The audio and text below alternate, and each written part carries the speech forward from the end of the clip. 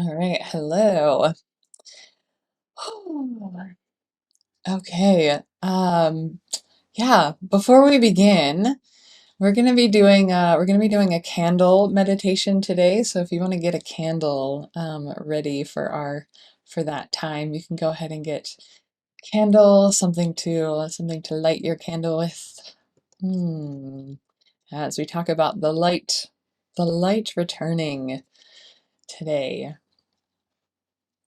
All right. Hello, Lucy. Merry Christmas. Crimbob. You've been calling it for some reason.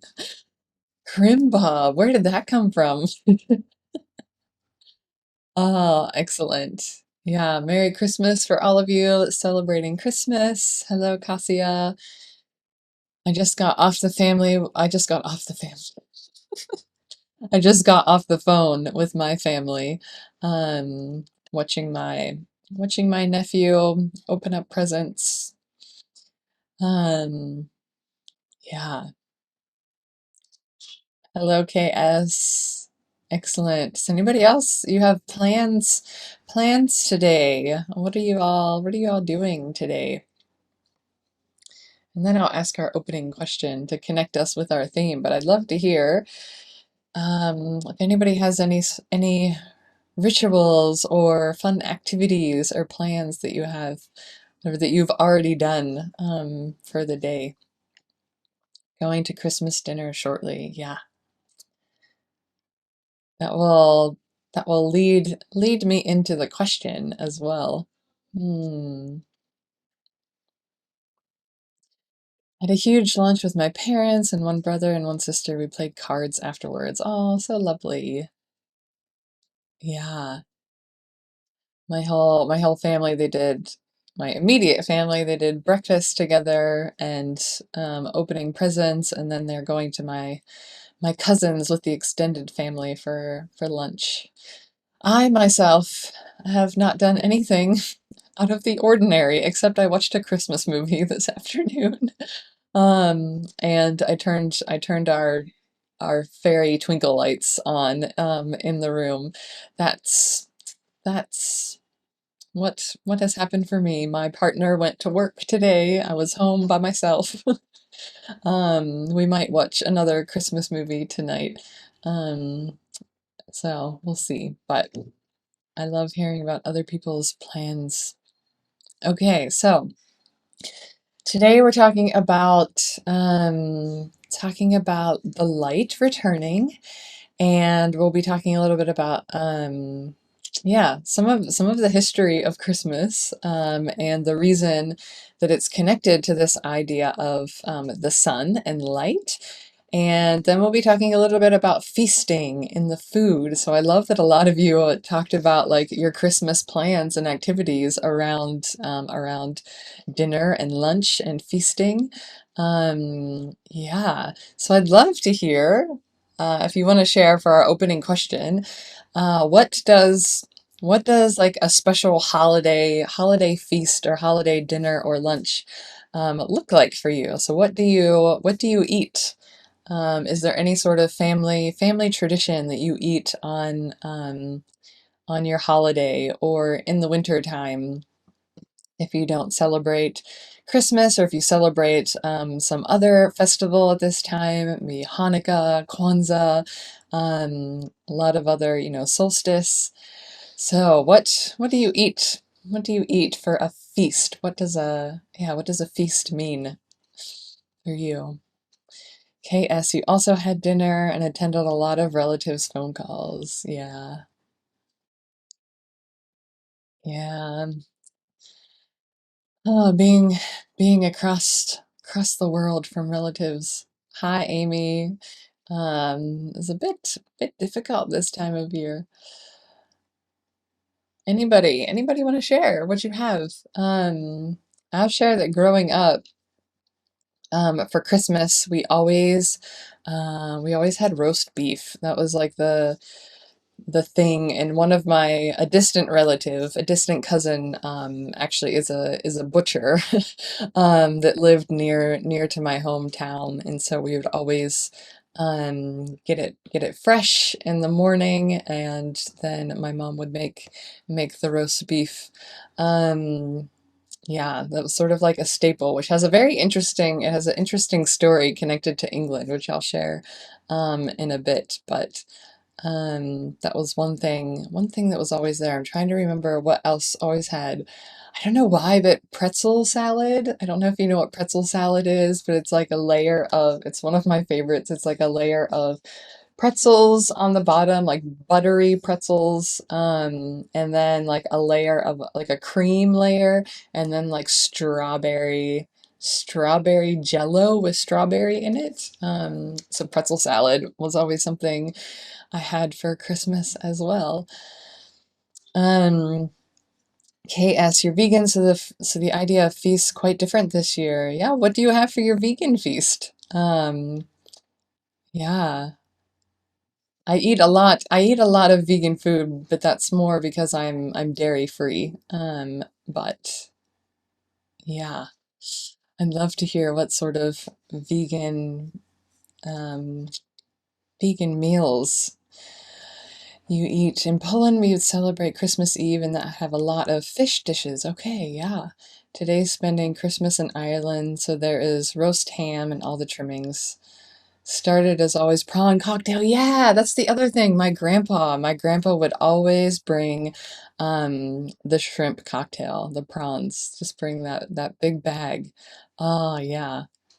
That's interesting. I wonder if it's connected to my ancestry in Ireland.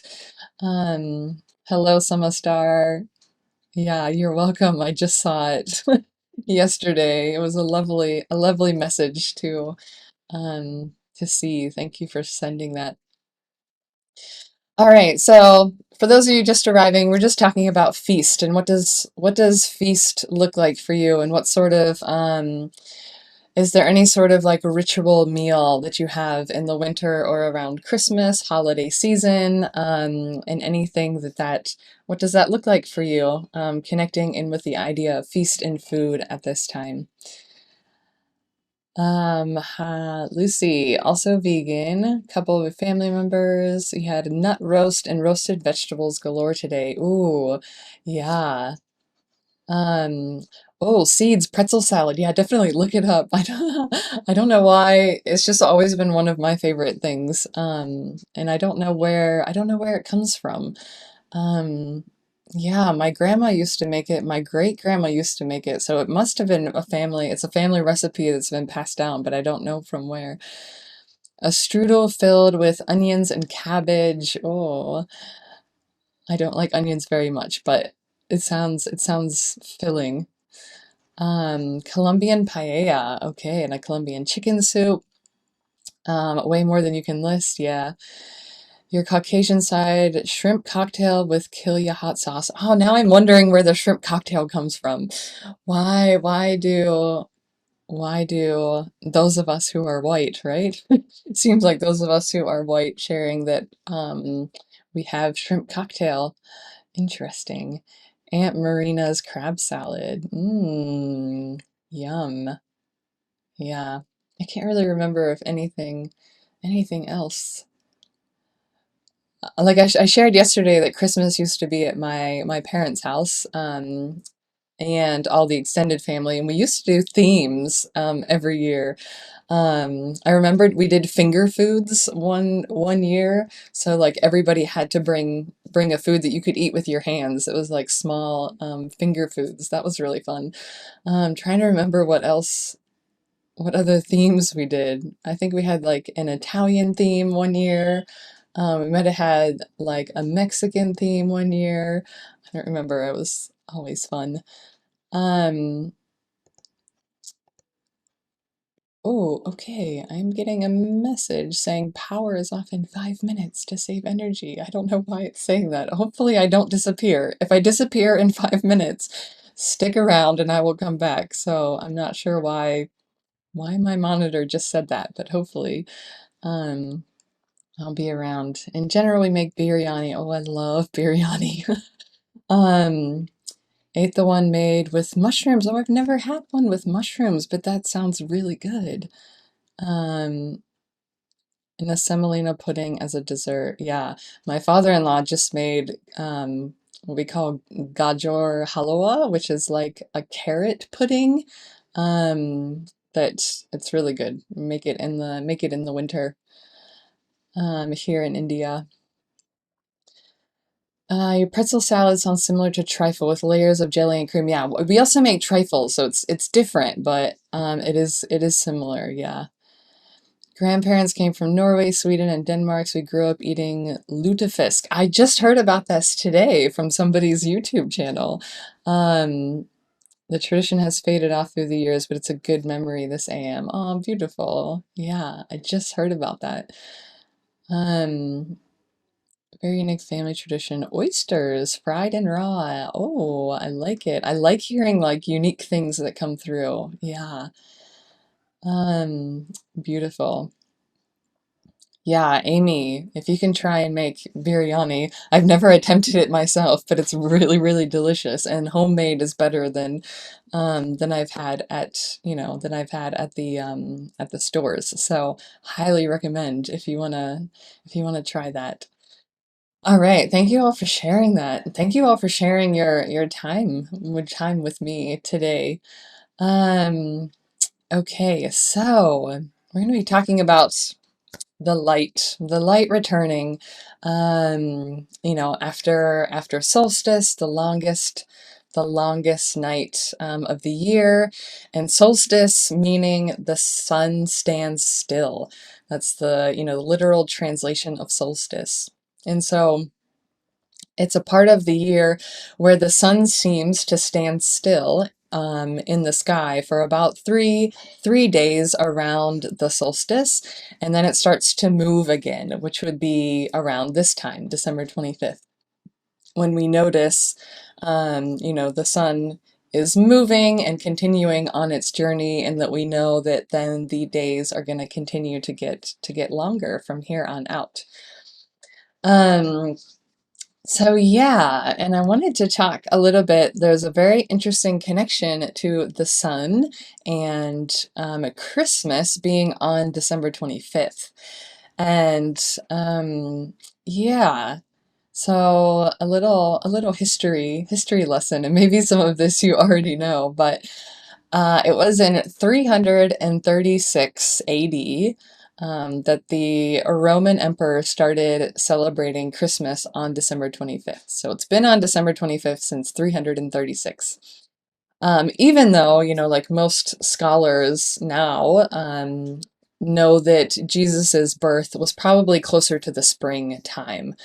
Um, and there's a very interesting connection. There was I found three possible reasons why they chose December 25th for this time to celebrate the birth of Jesus. And one of them was this Roman Christian. Oh my goodness, I'm getting another message saying power is off in 1 minute.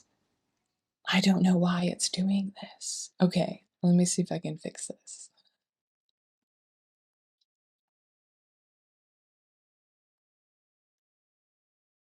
Okay, hopefully I will still be here after a minute, but like I said, stick around and I will come back if this turns off.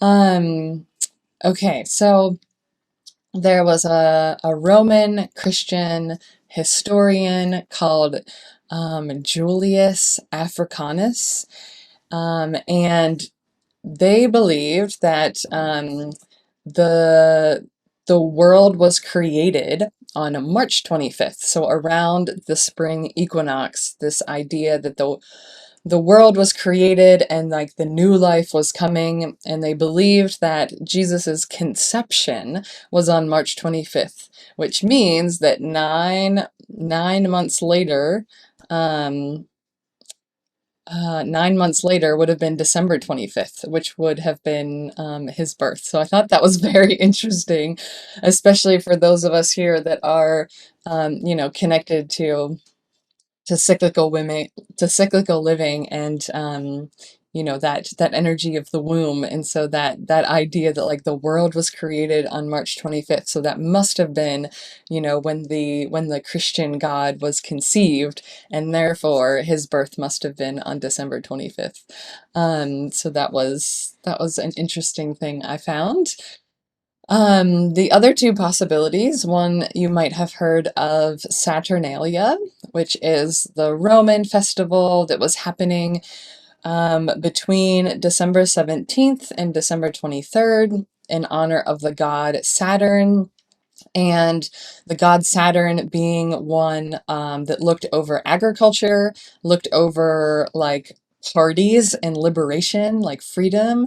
And so, like, having this festival at the end of the agricultural season where, they were starting to kill off the livestock because they couldn't afford to keep them fed through the winter. And so they would kill off the livestock that they couldn't afford to keep and have that big feast in honor of the god Saturn. So that was happening at the same time, pre-Christian. Roots, also pre-Christian. Roots was in 274 AD. There was a cult called the Sol Invictus, and they declared that they had a religion, or their official celebration of their religion for the birth of the unconquered sun. And that's what Sol Invictus means. The unconquered sun was on what date? December 25th. And so it's that idea that the sun has not been conquered by the night.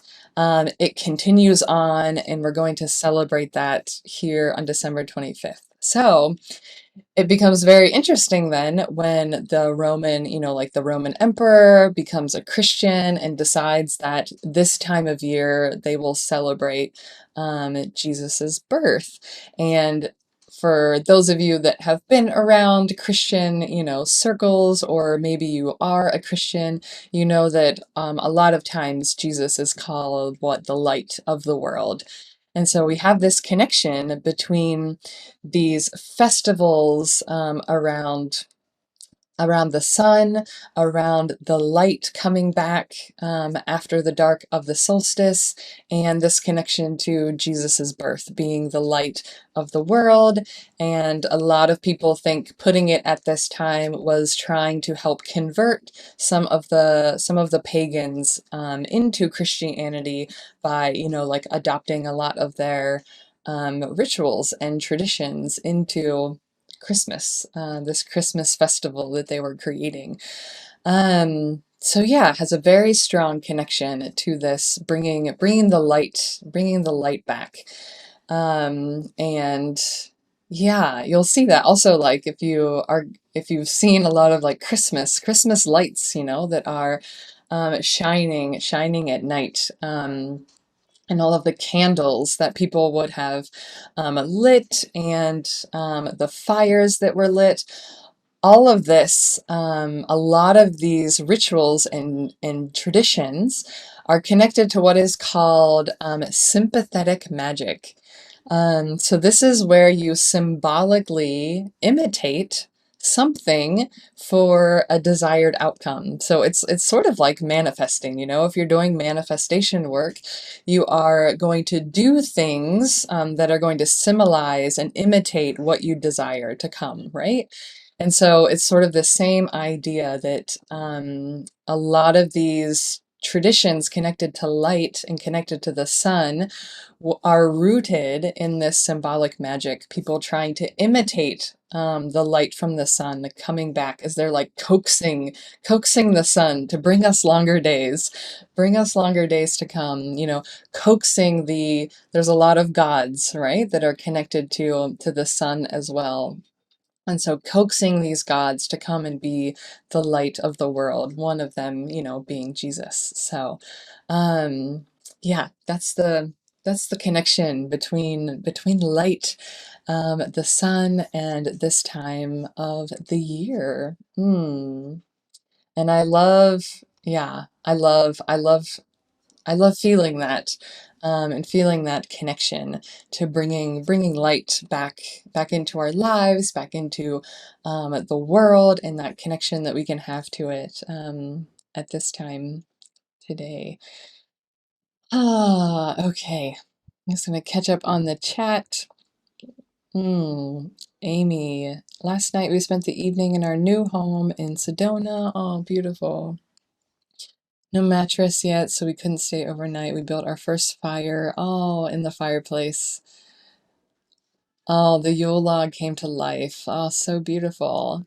Hmm. My battery might be dying if it's not plugged in properly. Oh, the monitor looks like it's plugged in, but we'll see. My computer, I have a desktop, so it turns off automatically if it's not plugged in. So I know it's not my computer, but I think it might be my monitor. But I think I've been here longer than an hour since the last time it told me that it was turning off.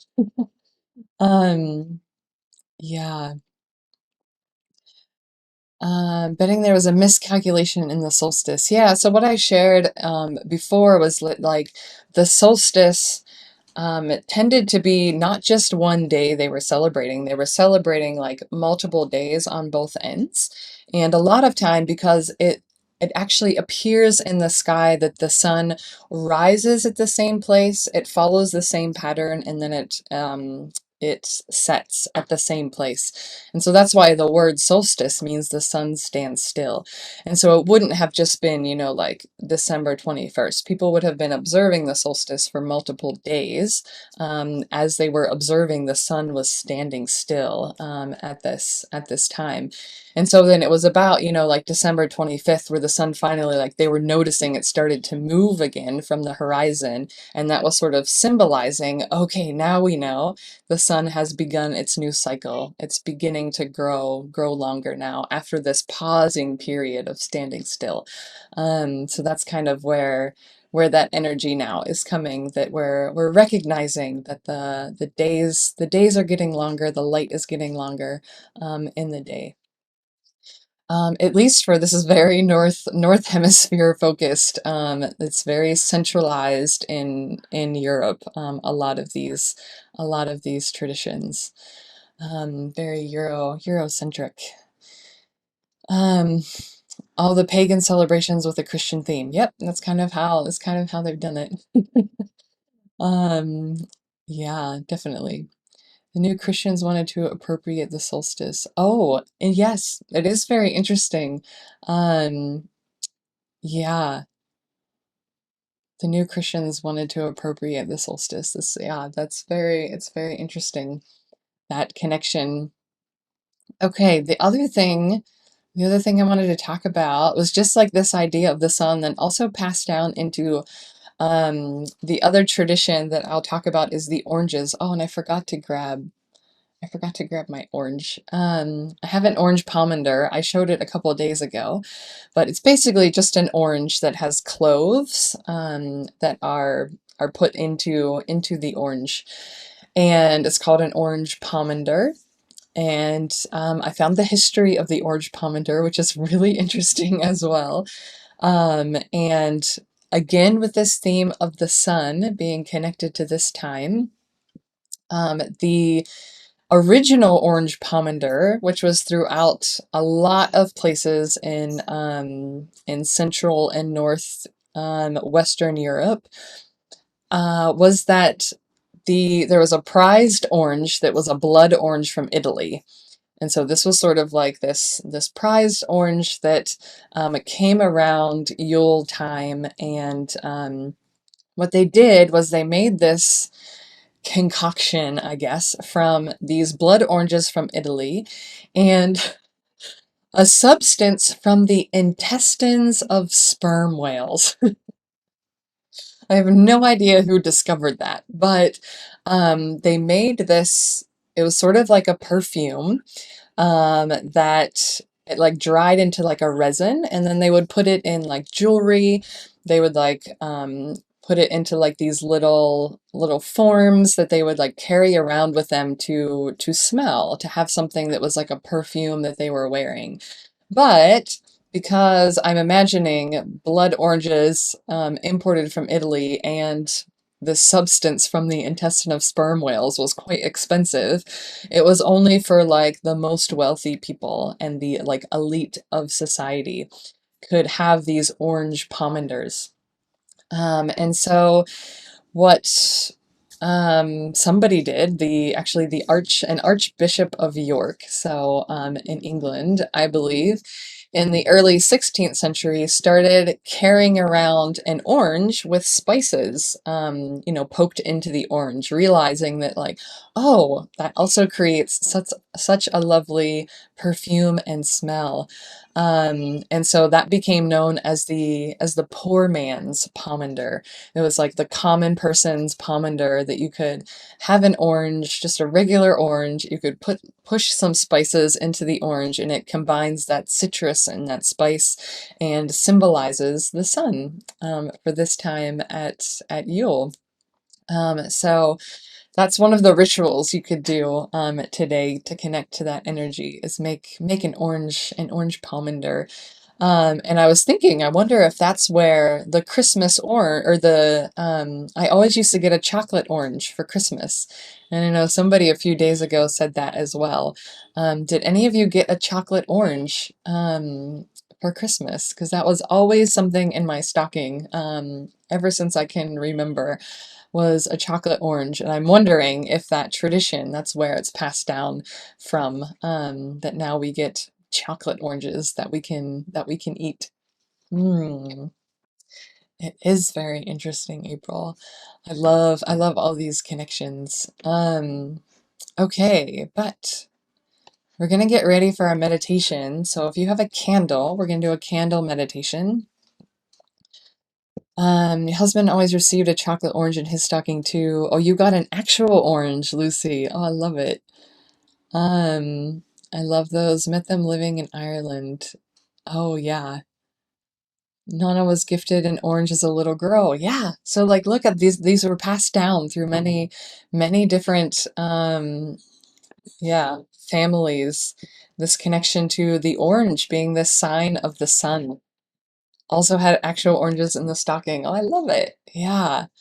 That was your welcoming back the light into the world. I love it. Okay. So yeah, if you have your candles, I'm gonna go into our stillness meditation, an orange and a toothbrush. Oh, interesting.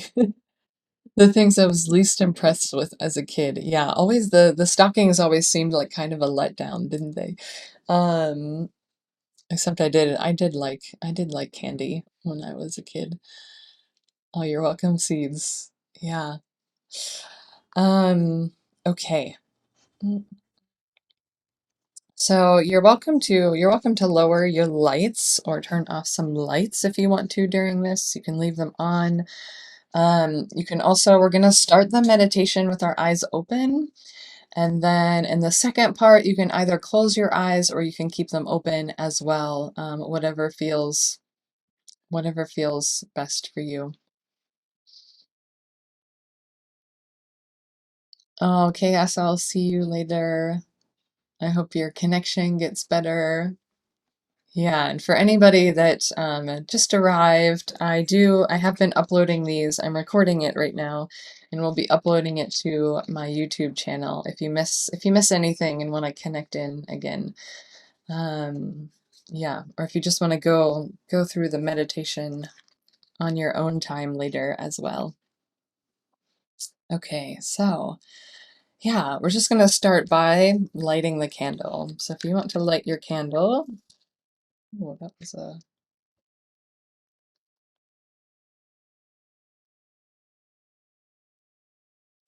don't have much oil left in my candle.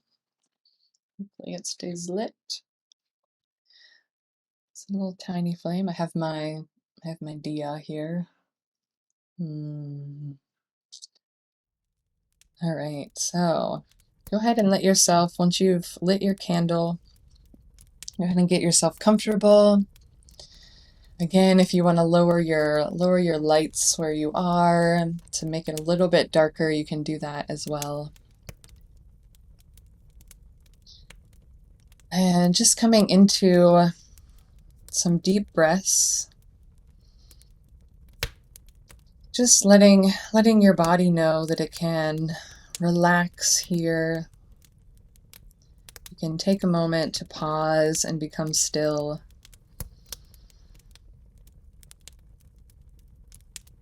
And as you're gazing at your candle to begin with, you just go ahead and let your eyes soften. Just let your eyelids fall a little bit. And if you are wearing glasses, you can also take them off. That helps to, soften the edges.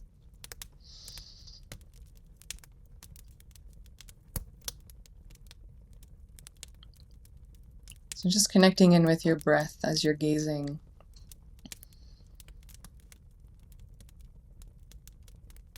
And letting your body just intentionally relax it.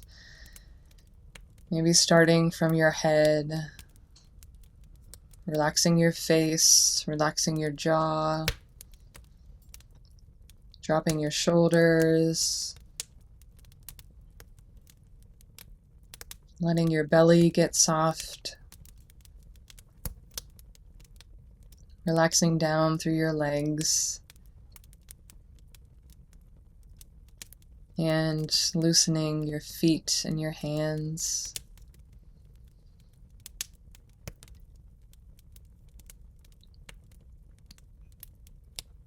And once you feel like you're embodying that state of relaxation, turn your focus and your attention to the flame.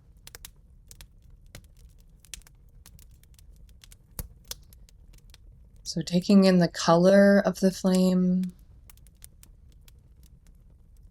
noticing if there are different colors.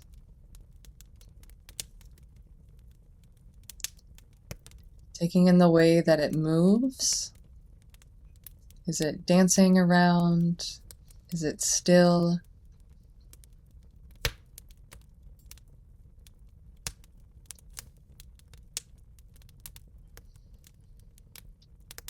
Taking in the light that it casts, seeing that halo of light that is coming from the flame.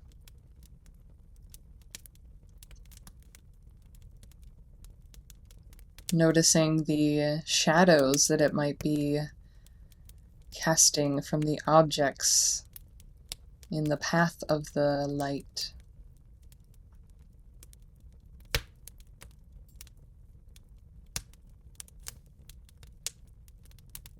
And if there's any sound, taking note of that as well.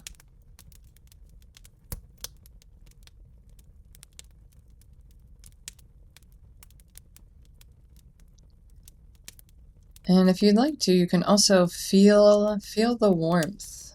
So if you want to, don't burn yourself, but if you want to get your hands a little closer to the flame so that you can just feel the difference between the outside air and the warmth from the flame. And just noticing the difference in the warmth that it brings.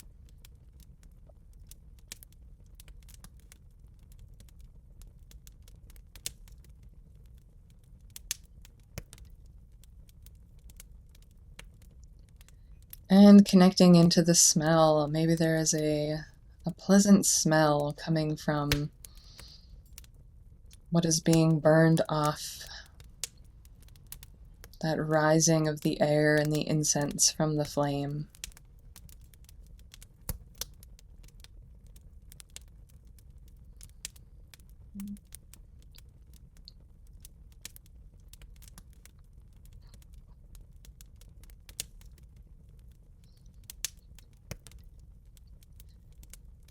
And if your mind is wandering off at all, just allow it to gently come back.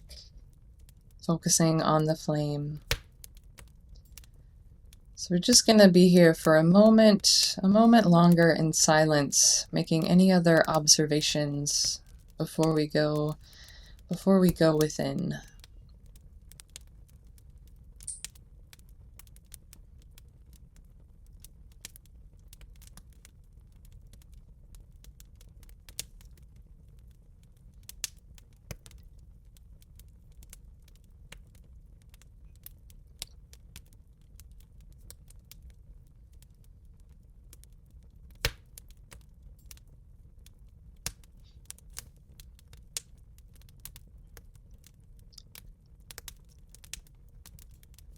All right, so holding this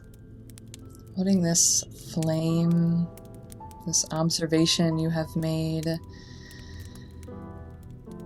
you're invited now. You can either close your eyes as we go within, or you can keep them open, continuing to gaze at the candle. And you can close them at any point if you want to bring more awareness to your inner landscape. And if you do close your eyes, just first noticing how the flame appears behind your eyelids. How you can still see that flame even though it is now within you. Like it's been written on your eyes.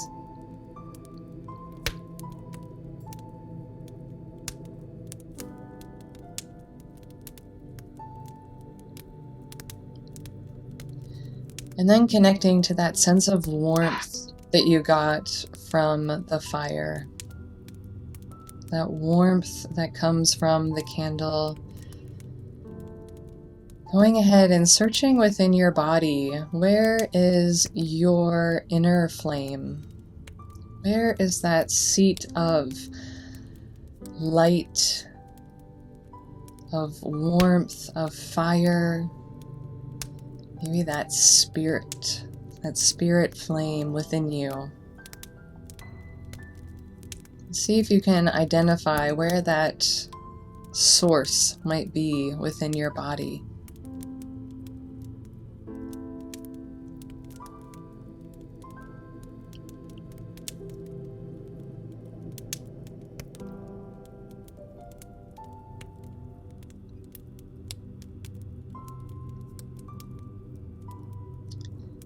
And once you have identified your own inner flame, we're going to connect this to the candle. Again, you can do this with your eyes open or closed. And with each inhale, you're going to inhale the light from the candle, this flame that is burning. And you're going to allow that to fuel your inner light, your inner flame. So watching with each inhale as your inner flame gets larger, gets brighter, starts to fill more of your body.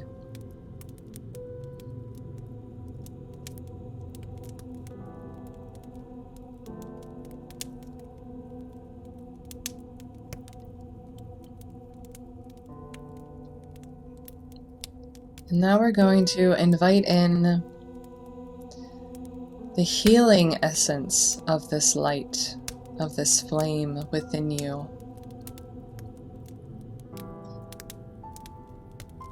And we know that that fire has the ability to burn off that which is not supporting us, that which is no longer needed,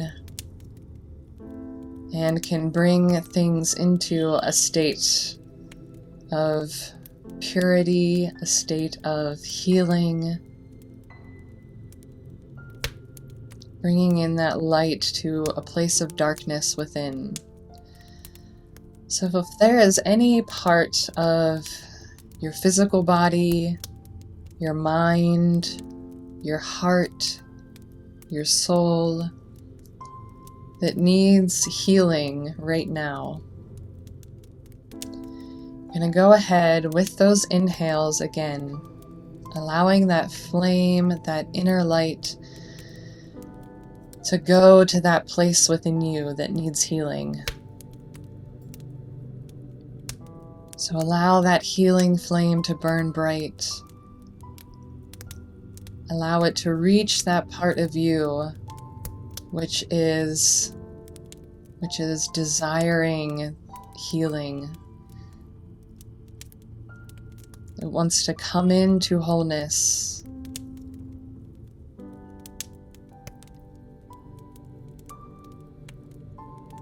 It wants to come into the light.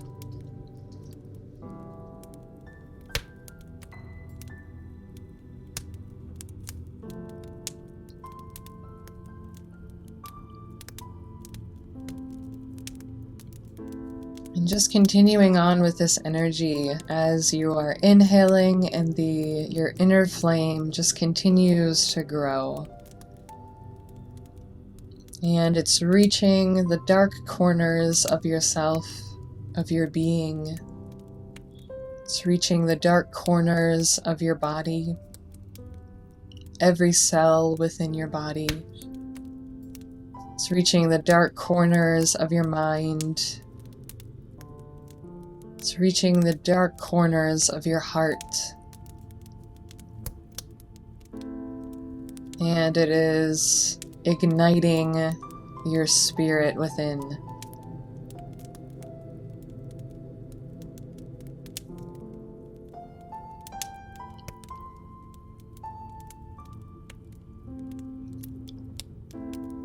And just allowing yourself to hold this healing light, this fullness within you.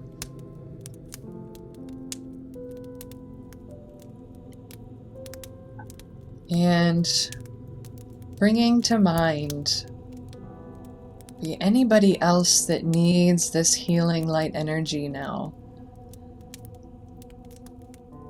Anybody that you know, any groups of people that you know.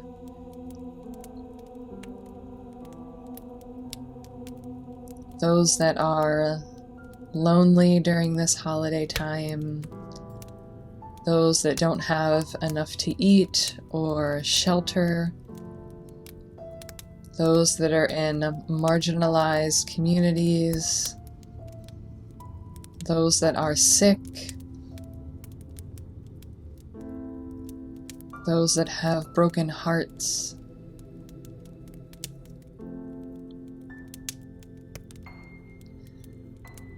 And coming into this collective awareness.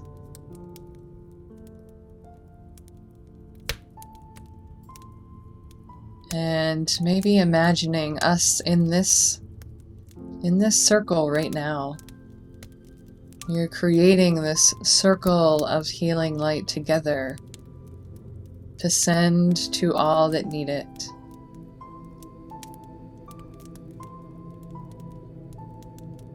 And feeling that abundance of this inner flame that we have been tending to, that we can freely give and send to others.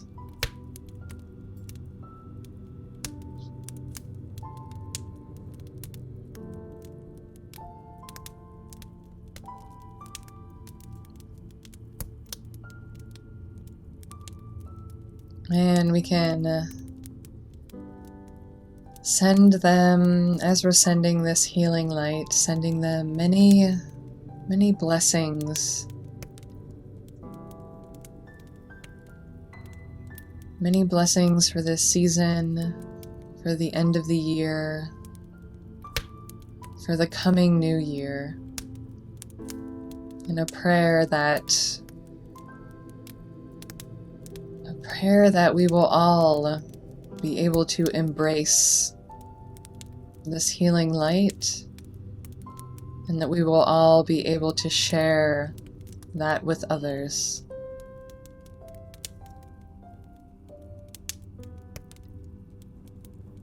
As we continue on the journey inviting more and more of the sunlight, the longer days to come. We invite the sun back to remind us of this healing light energy that we have within us.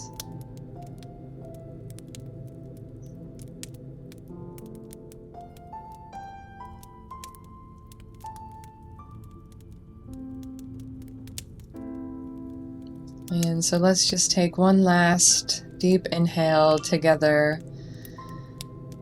Just filling again every cell of your body with this inner flame light. And as you exhale, as a symbol of sending that to all that need it in this time.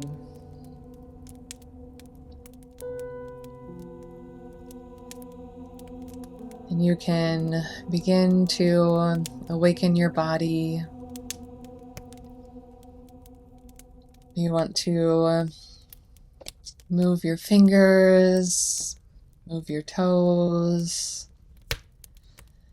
Let your body gently come back into the present moment.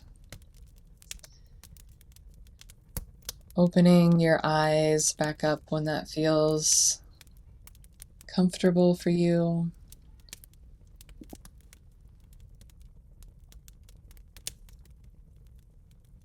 And gazing at your candle one last time as that reminder of that inner flame you have within you.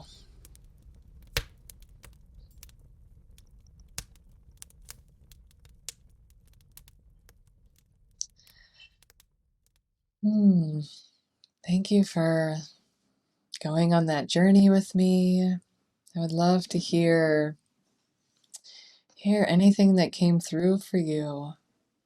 Kathleen, thank you. Blessings to you all. Mm. Mm.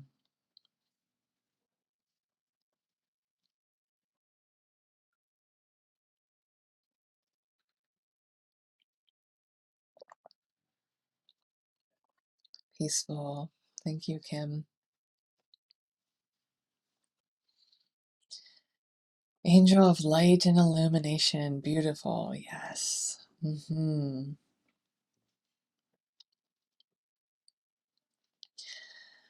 I will share that one of the rituals you can do. I'll share a few rituals that you could do to connect in with this energy. And one of them is to if you have like a ritual fire, if you have a fireplace, if you burned a Yule log, and you want to take the flame from that to light the candles in your house tonight or today. That is a tradition that people would have lit the candles on their Christmas tree. You know, people used to put real candles on their Christmas tree. That it would be lit from the fireplace, from the Yule log that would have been burning throughout these days. So yeah, if you want to take your candle that we just connected with, that healing light energy, and light other candles or things that you have in your house with that energy, you can go ahead and do that today. Thank you, Shelley and Cassia, for your donations. Yes, I'm glad you were here, Cassia. I hope you have a lovely feast and time together with your family. Okay, let's talk about, just a couple other rituals.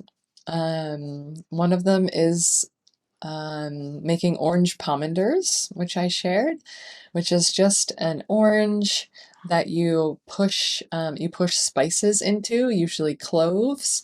And you can make like designs on the oranges. If you have children and you want to do that with them, they can make like their own designs on the oranges, and they smell amazing. Like orange and clove together smells amazing. So you can make a few of those and put them around the house, and makes a really lovely potpourri. and reminds us of that sun energy coming back. The other thing you can do is make a sun wheel. And so that's slices of orange. So if you cut them so that they are a circle, and let them dry, and then usually you would make like a small little wreath around the orange that would be of an evergreen, usually an ivy, if that's available. But I've heard other people use things like rosemary, or pine, other things that are available. And then you can hang those in the window, and that's like it becomes almost like a sun catcher as well. So it's like this orange that's symbolizing the sun is catching the sun's rays as they come through, reminding us of that returning light. Let's see. Oh, singing carols that have the word light in it and talk about that light coming back. Oh, I thought I should have like looked up what some of them are. Can anybody think of a carol that that talks about light? I can't think of one off the top of my head. Um, I'm like singing through some of them just to see if I can find one.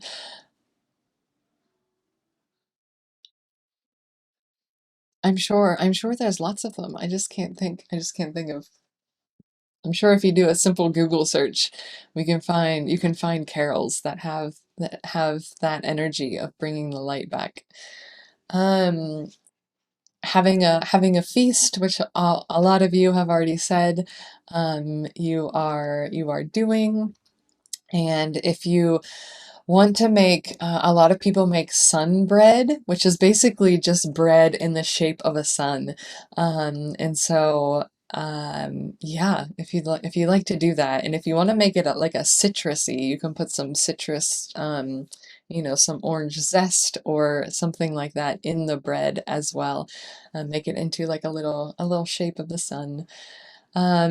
And then just like that last one is taking some time to pray and meditate for those that need, that need some healing light energy back in their life. So, for people that are in poverty, for people that are sick, for people that are in marginalized communities, if we can all just take a moment to, yeah, just go into a meditative prayer space, holding them in our hearts today would be a beautiful practice and ritual to have. Hmm. Yeah. Oh, thank you, Todd. Happy holidays. Yeah, it's been beautiful. It's been beautiful spending time together with you today. As a lot of you know, I am across the world from my family um, and from my Christian tradition. So it's been great to spend time with my Insight Timer family today. Um, and I feel really loved and cherished in this space. So I am yeah, just really appreciative and grateful for all of you here, and for all of you that took time out of your day today to come and be with me and meditate together, and send all of our loving, healing energy to each other. Lucy, thank you. Yeah, it is easy to feel lonely on this day. I'm very thankful that I talked with my immediate family um, right before I came on here. And so I knew that if I, didn't have this live to come to after I talked to my family, I would have felt really, really lonely and really, really down. So it was like this lovely transition, from talking with them into coming here and being with you all. So thank you. Thank you for holding this space with me. Hmm. Okay, I'm so grateful you were here. Yes, thank you, Joanna. It was a special time together. Thank you, Amy. Mm. Oh, well, thank you. I don't know if my joy's not. I've actually been feeling like that my rosacea has been like coming back because I'm like, oh, I feel so warm and my face is so red. But I think it is just like it's this like feeling of joy. It's like my own inner flame is coming up on my face and turning me red. Ah, thank you, Rocio. I'm glad you were here.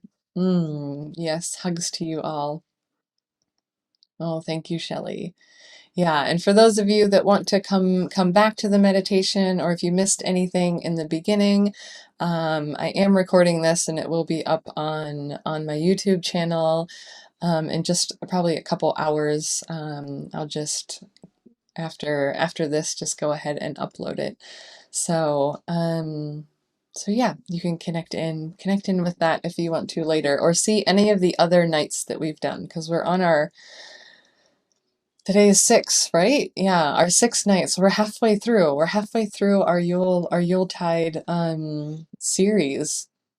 So yeah, you can watch any of the previous ones, and then tomorrow is coming up balancing. So we'll be talking about finding our balance, but we're not only going to talk about it, we're going to embody it. So we're going to do an embodied meditation tomorrow. So come tomorrow ready to move your body, and feel that sense of balance within as we're coming to the end of our year and transitioning into the new year. Oh, thank you, Amy. Yes, Lucy. The name of my YouTube channel is just my name, Meghan Noreen. I'm the only one that I know that has my name, because Noreen's actually my middle name. It's not my surname. So if you just search Meghan Noreen on YouTube, you should find me very easily if you spell my name correctly. Um, yeah. All right. It's my dinner time. I'm gonna go eat a big bowl of soup, and hopefully you all have beautiful, beautiful days still ahead of you, connecting in with that light returning, and the hope of healing to come in the days ahead, the years ahead. Thank you, Rocio. All right, hopefully I'll see you again tomorrow. Yes, blessings, blessings to all of you. Hmm.